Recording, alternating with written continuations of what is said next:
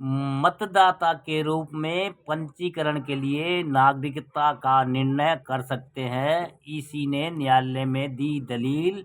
कई राज्यों में निर्वाचन आयोग की मतदाता सूची के विशेष गहन पुनरीक्षण (एसआईआर) की कवायद को चुनौती दी गई थी।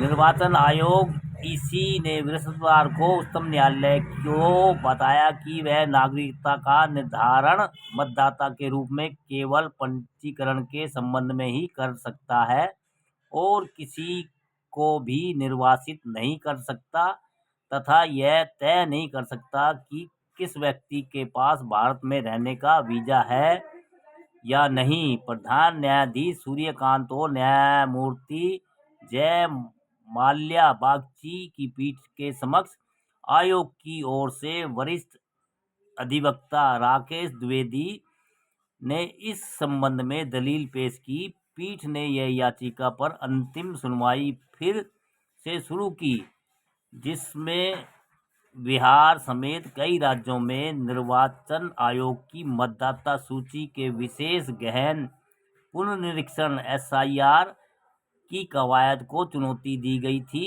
तथा आयोग की शक्तियों के दायरे, नागरिकता और मतदाताओं पर संवैधानिक प्रश्न उठाए गए थे। सुनवाई की शुरुआत में द्विवेदी ने एसआईआर करने के आयोग के निर्णय का समर्थन करने के लिए संविधान के अनुच्छेद 326 का हवाला दिया और कहा कि यह वैश्विक मताधिकार का आधार पर चुनाव का प्रावधान करता है।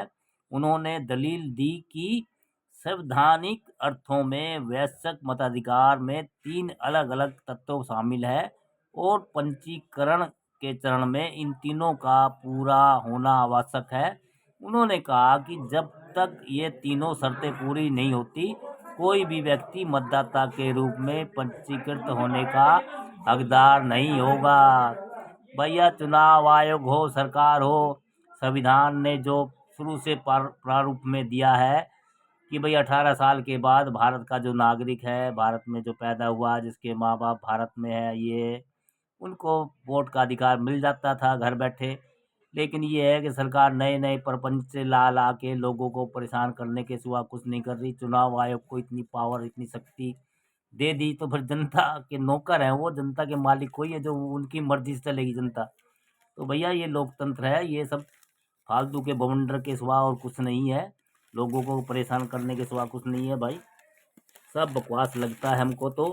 और भैया, जनता अपनी राय भी ज़रूर दे कि भैया ये चुनाव आयोग और एसआईआर और ये भैया सरकार, ये सब मिलके क्या घाल-मेल कर रही है।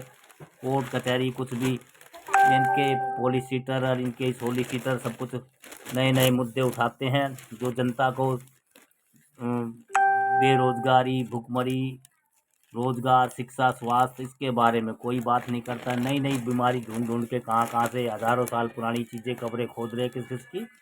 तो दोस्तों, जैसा हमको लगा अखबार की खबर है, और दोस्तों आपको अपनी राय भी ज़रूर देनी चाहिए दोस्तों।